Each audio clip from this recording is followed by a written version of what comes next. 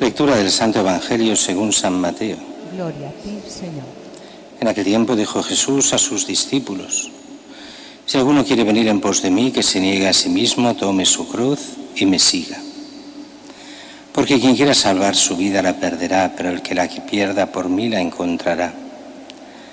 Pues ¿de qué le servirá a un hombre ganar el mundo entero si pierde su alma? ¿O qué podrá dar para recobrarla?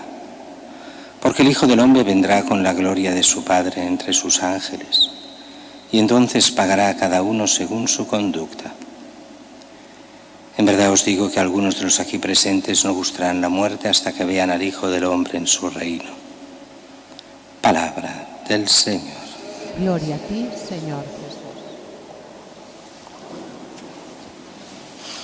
Celebramos hoy esta fiesta de Santa María la Mayor, de la dedicación de la Basílica, que, como decíamos al principio, es la basílica que se construye justo después de que el concilio de Éfeso, el año 431, proclame a la Virgen como Madre de Dios. Lo había sido desde siempre, pero a partir de ese momento es elevado a dogma de fe.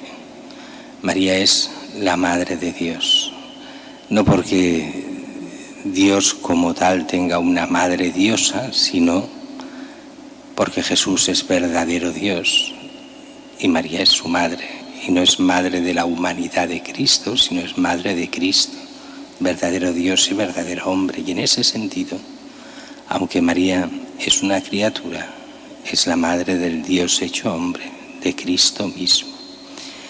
Pues bien, hoy en la celebración solemne de esa misa, allí en Santa María la Mayor, en el Monte Esquilino, en Roma, pues habrá lo que se llama la lluvia de rosas, de los pétalos blancos, que recuerdan lo que dice la leyenda o la tradición, y es que la iglesia de Santa María la Mayor, construida, no la actual, sino está dedicada a Santa María, Madre de Dios, no la primera, sino esa, en ocasión del concilio.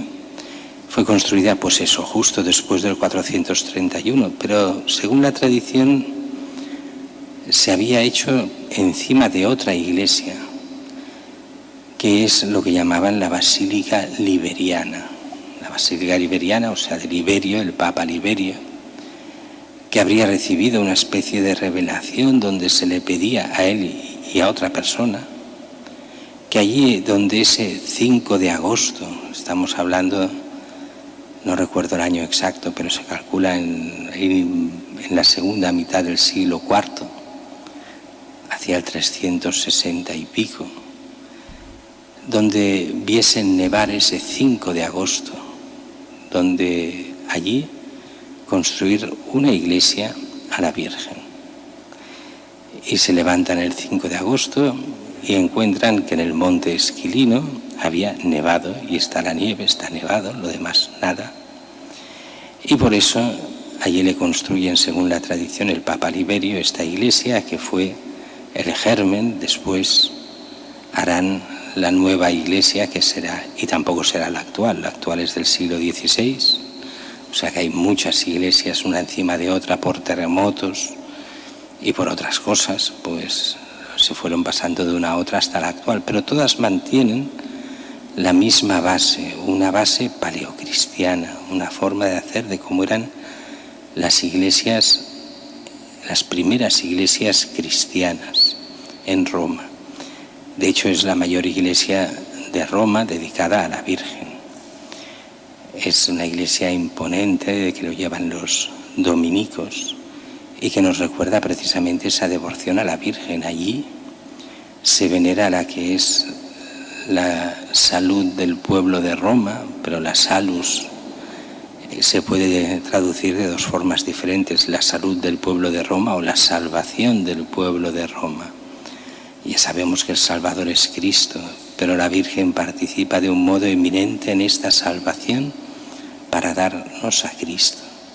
Y ella es esa fuente de gracia para nuestra salvación, llevándonos a Cristo, el único Salvador. El Evangelio de hoy nos dice claramente: si alguno quiere venir en pos de mí, se niegue a sí mismo, tome su cruz y me siga.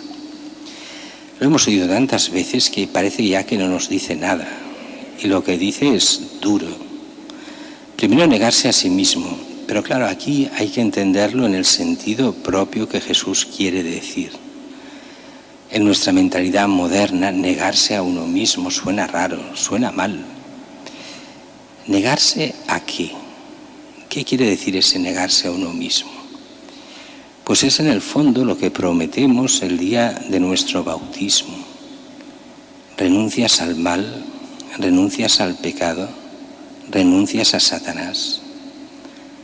Eso es lo que representa el yo, o sea, mi propia voluntad, hacer lo que me dé la gana, que es la mentalidad de tantos. Renuncia a eso, o sea, renuncia al mal, renuncia al pecado, renuncia al diablo. Vive como hijo de Dios. Y eso se nos pide a todos: renunciar al pecado, renunciar al mal, renunciar al diablo. Eso es negarse a sí mismo. Tomar la cruz. Eso de tomar la cruz debía sonar, cuando lo oyeron los primeros cristianos, horrible. Porque tomar la cruz es ir a la muerte, a que te crucifiquen. Y entonces dices, pero ¿cómo vamos a ir a que nos maten a todos? Pues tomar la cruz es morir a eso. Morir a seguir estrictamente tu voluntad y buscar la voluntad de Dios. Y sobre todo esa voluntad que tenemos del ir contra las cosas de Dios que nos lleva al mundo. El mundo nos incita una y otra vez: tú has de ser libre, sin ataduras.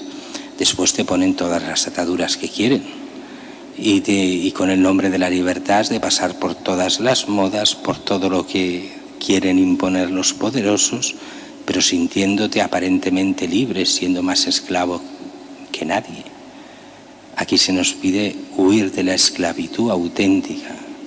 Y la esclavitud es el mal, el pecado y el diablo.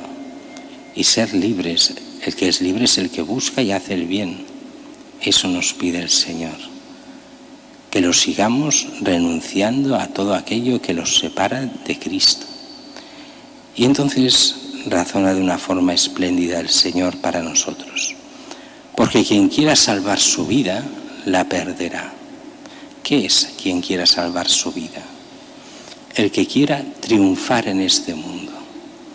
El que quiera triunfar, hacer carrera, llegar lejos, ser el número uno, tener dinero, fama.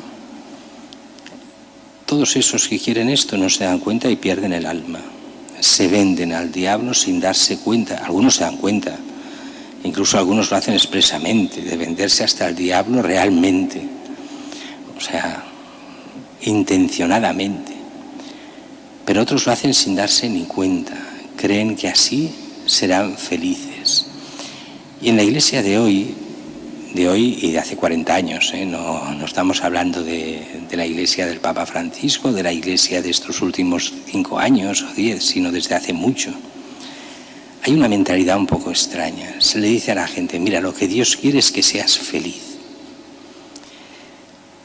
Y entonces se tiende a una felicidad terrenal, confundir la felicidad aparente del mundo con la felicidad de Dios. Y no va por ahí. No tendríamos esa felicidad que Dios quiere, tendríamos que entender un poco como se la explicaba la Virgen a Santa Bernadette, cuando le dice: no te prometo que serás feliz en este mundo, pero sí te prometo que serás feliz en el cielo.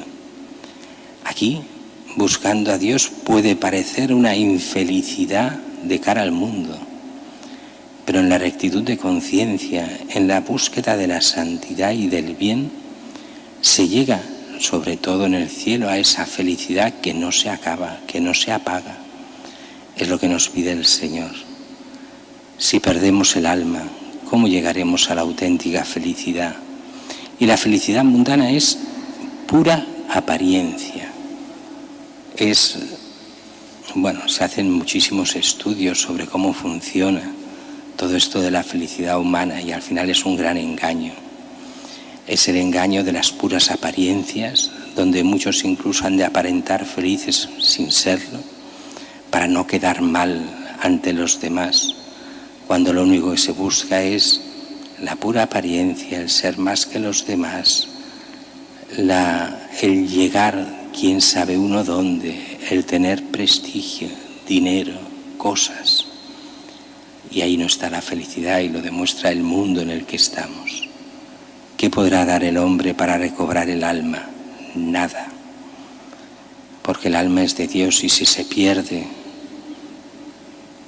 ha perdido el sentido de la vida, y es el gran problema de nuestro mundo.